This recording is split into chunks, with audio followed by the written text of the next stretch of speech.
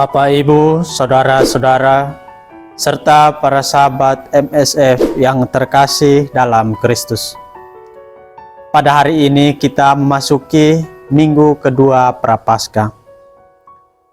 Masa Prapaskah senantiasa menjadi saat penuh rahmat bagi kita sebagai orang Kristiani untuk semakin dekat dan berjalan bersama Kristus sendiri. Berjalan bersama Kristus berarti kita berusaha untuk semakin dekat dengan Kristus. Kita juga dalam masa Prapaskah ini berusaha untuk membangun pembaruan dalam diri kita melalui usaha pertobatan. Kita berusaha pula untuk mengambil langkah-langkah konkret dalam hidup kita dengan mengusahakan jalan-jalan yang benar untuk hidup dalam kasih Allah di tengah dunia. Bacaan pertama dari kitab Kejadian, kita mendengarkan tentang perutusan Abram. Ia diutus Allah untuk pergi meninggalkan negerinya, meninggalkan saudara-saudarinya, dan meninggalkan seluruh kenyamanan hidupnya menuju tempat yang telah dijanjikan oleh Allah kepadanya. Pengalaman Abram yang diutus oleh Allah tentu meninggalkan begitu banyak pertanyaan dalam dirinya tentang mengapa dirinya yang dipilih oleh Allah. Mengapa harus dia yang pergi dan meninggalkan kenyamanannya dari tengah keluarganya? Dan bagaimana hidupnya selanjutnya ketika ia harus berpisah dari keluarganya? Dan pertanyaan-pertanyaan yang lain yang mungkin membuat Abram pun sempat bertanya-tanya tentang perutusan Allah kepada dirinya ini. Namun kita tahu bersama bahwa Abram adalah seorang yang setia. Maka dengan kesetiaan itu pula, ia berusaha menjalankan perutusan yang dipercayakan Allah kepadanya dengan penuh kesetiaan dan tanggung jawab. Allah sendiri pun tidak mau meninggalkan Abram pergi dengan sendirinya, tetapi Allah tetap menyertai dan memberkati perjalanan Abram sendiri. Allah berjanji untuk menjauhkan Abram dari segala macam orang-orang jahat yang mengancam dirinya, serta berjanji bahwa kehadiran Abram akan senantiasa menjadi berkat bagi orang-orang di sekitarnya. Dalam surat Rasul Paulus yang kedua kepada Timotius, Paulus mengajak Timotius untuk mau menderita karena Injil Kristus. Sebab Kristus sendirilah yang memanggil, mengutus, dan menyertai setiap orang yang dipilihnya. Ia pula menghendaki agar setiap orang yang dipilih dan diutusnya hendaknya menjadi tanda kehadiran Allah yang nyata dalam kehidupan banyak orang.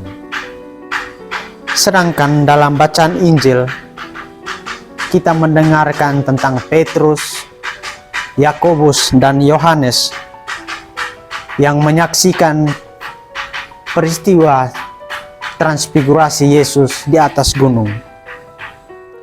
Mereka menyaksikan Yesus dalam kemuliaannya.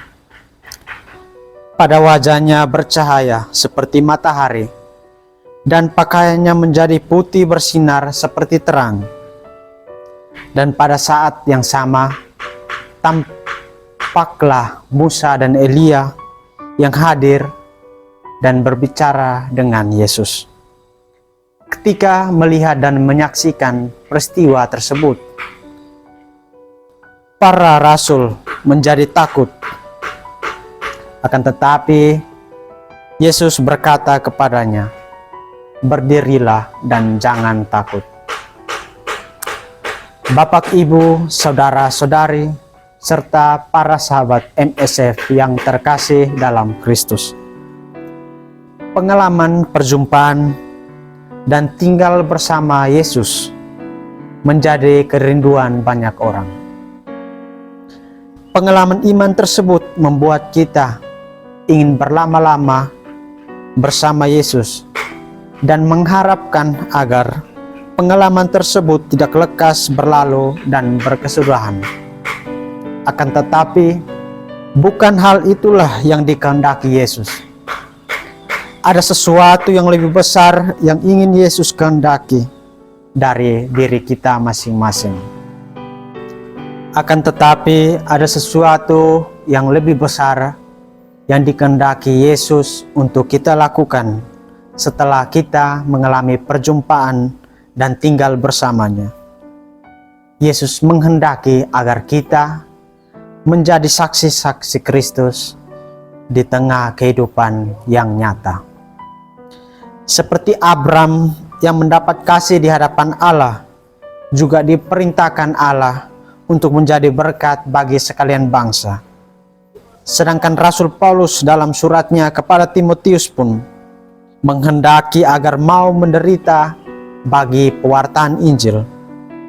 Sebab segala sesuatu yang dilakukan demi kemuliaan Allah bukan semata-mata lahir dari kehendak manusia sendiri, melainkan bersumber dari Allah sendiri. Sehingga Allah sendirilah yang akan menyempurnakan setiap usaha kita.